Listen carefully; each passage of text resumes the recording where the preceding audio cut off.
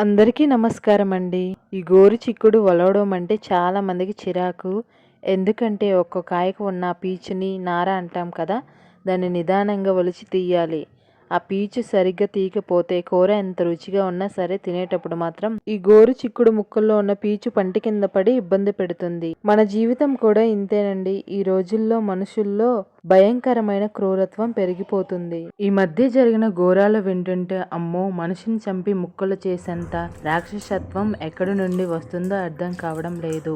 ఈ పీచు తీయని కూర ఎంత ఇబ్బందికరమో మన చుట్టూ ఉన్న మనుషుల్లోని క్రూరత్వాన్ని గుర్తించకపోవడం అంతకంటే ప్రమాదకరం. చూడండి, ఈ గోరు చిక్కుడు ముక్కల్లో ఓపికగా పీచు తీసేస్తేనే కదా ఈ కూర తినడానికి వీలుగా రుచిగా ఉండేది. అలాగే మనం కూడా ఈ సమాజంలో బ్రతకాలంటే మన ఆత్మరక్షణ మన చేతుల్లోనే ఉండాలి.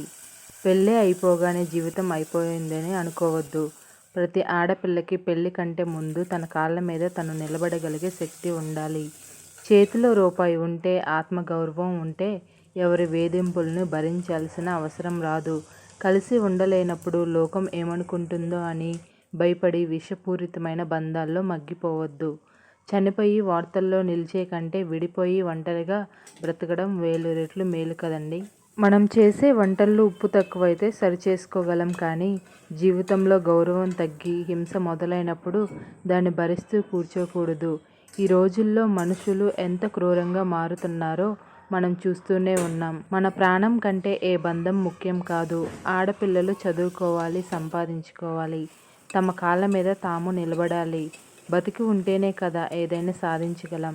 నా ఈ మాటలు మీలో కనీసం ఒక్కరిలోనైనా ధైర్యాన్ని నింపుతాయని ఆశిస్తున్నాను. మీకు ఏమనిపిస్తుందో కామెంట్ చేయండి. మన జీవన రహస్యం ఛానల్ని సపోర్ట్ చేయండి. ధన్యవాదాలు.